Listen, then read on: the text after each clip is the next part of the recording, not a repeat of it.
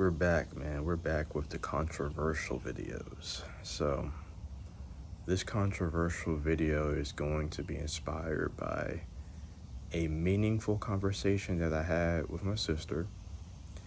And I ain't even gonna lie. I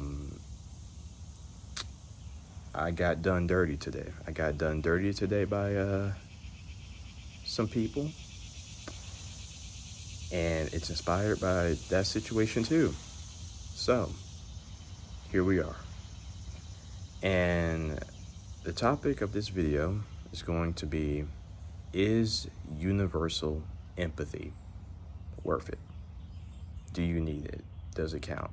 And we're going to situate that within the context of Heideggerian historicity, which is that us as human beings are people that are situated in space and time, and we have to make sense of our decisions through space-time, that being past, present, and future, okay? So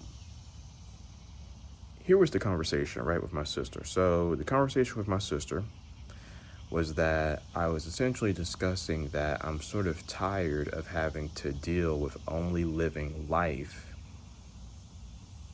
in context of myself. I'm sick and tired of, just living for me.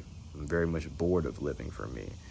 Not in a sense of me being an inferior person, because, I have a job, I go to school, I do the whole 9 yards of productivity, so I'm doing things. But I'm doing things that I know that I'm supposed to be doing. Whenever I achieve something, I know that I'm going to achieve it. Whenever I fail at something, I know that I'm going to fail at it. I know myself in and out, and I'm very much bored of that. And I was telling her that what I really wish for is things that could either transcend me, make me experience some form of an other, or destroy me. And, she couldn't really quite understand because,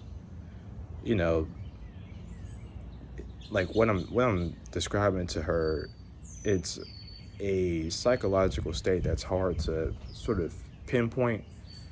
So her not understanding isn't like her fault. It's sort of, just hard to comprehend what I was trying to express. But, that has a lot to do with when you look at the historicity of your life and you realize that it always comes back to you. It always comes back to you. And at first I was like, well, me being bored with life and having this idea of, having, being imprisoned with myself, maybe it's just me. Maybe it has nothing to do with the external nature of the world around me. And after today, I realized it probably might be. It probably might have something to do with the world as well. Because with empathy and historicity, one dilemma that can occur is, if the outside world doesn't mean anything, if people outside of you, most people, I'll say, right? Because I use the term universal empathy for a reason. I'm not discounting all forms of empathy, but just saying that empathizing with people just because they are human, yeah, I'm discounting that. So that form of empathy, just having that, if people don't mean anything in most cases for you, and, worse off if people are in your way a lot of times or hindering you a lot of times, what's the point of showing empathy? What's the point of having like more so a form of empathy? And when you take that to its extremes, for most people, they have no one. I know some of y'all, are worse off than me. You guys have nobody. And, when you're in that state, it's like, well, what's the point of considering the other person when the other person doesn't consider me? What's the point of living in context of other people if they have no relevance to my life in general. And that form of living, I'm saying this form of living as a reality. I'm not saying it as something that we wish for, but that's just the way that the world is. There's not really a point of considering anybody anymore. And I made this evident in the conversation with my little sister as well. I was like, well, if you're constantly stuck with yourself and the outside world is just a monotonous and boring place, and you wish for the destruction of yourself, it seems that the only way that you could possibly destroy yourself is to just go full blown out psychopath, which is what you see a lot of times with what's going on with individuals like organizations. I would say not individuals, like organizations like 764 and the O9A, Temple of Black Light, all of these organizations where it's pretty much based around the fact that, reality doesn't necessarily mean anything, and the only way to escape reality, since it's this irredeemable place, is its destruction. And you destroy it through extreme destabilization. They also do the whole accelerationism stuff.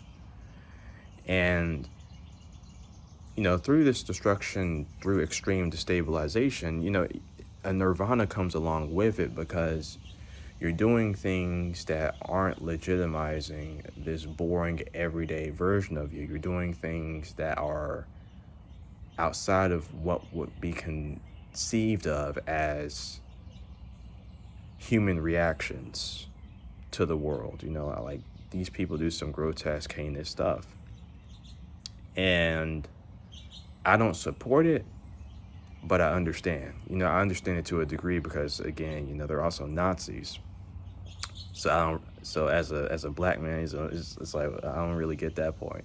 But the want to destabilize the norm of reality, the want to destabilize the realism that is pervasive in all structures. Of course, we talked about the capitalist form of realism, the humanist realism of you have to accept everybody, and this, that, and the third. Conservative realism that the structures that we have are all there ever will be, and we have to maintain those structures, nuclear family and all this other BS.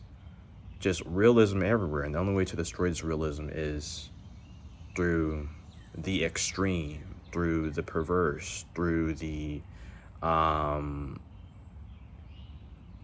the mobilizing of just a extreme amount of limit breaking experiences. That's the only way to destabilize things, for these people. And I told her that I was like, at some point, when you lay the cards out,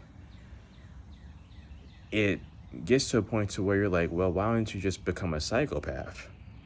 If you don't have anybody that you care about, if nobody cares about you, if you don't have any structures around you that you care about, and there's not really any structures that support you, and you're left with the fact that all that life is you, then why can't you just live a self-legitimizing life that only legitimizes the self? Why not just go about that and just go and be a complete psychopath, right? Not a narcissist, because we're not really caring about self-image. We're saying that, okay, if we want something, then we'll get it. No matter what the morality says, no matter what the norm says, we'll just do that, right? And I told her that, and she didn't really get that to a certain degree either. For me, though, when I look at this reality, I just say to myself, I'm just going to go through life and just maintain empathy with as many people as I possibly can, which is it's just, oh my God, bro. That's hard because it's just like people just suck out so much energy and they do not give any energy back, bro. It's just when the maintaining of empathy is parasitic to you, that can be hard at times. But I do it regardless because of the alternative that I just listed previously. You know, that's like that path is just so. Like I said, I understand it, but that path, it's like a path that once you go down it, you can't go back. So I'm just going the whole night of infinite resignation route. I mean, just the night of infinite resignation where you strive for an ideal, but 9 times out of 10, you know that the ideal, you're not really going to be able to achieve it, but you believe it. You believe in it enough to where you strive for it anyways. I am not the knight of faith in life currently right now. I am not the knight of faith. I don't really see anything in my life that can tell me that the human being is worth universally empathizing with, that you should take into account humanity. I don't really see anything outside my life that says that, so I'm just going out off of pure willpower and pure night of infinite resignation vibes. I'm not even gonna lie to you, but these are the realities. Do you look at the historicity of your life that states that human beings don't matter, and you say that they matter anyway? Or do you say human beings don't matter and you just decide to do whatever you want with them? I don't know, guys. Just something to ponder. But anyways, it's your boy signing out. Peace.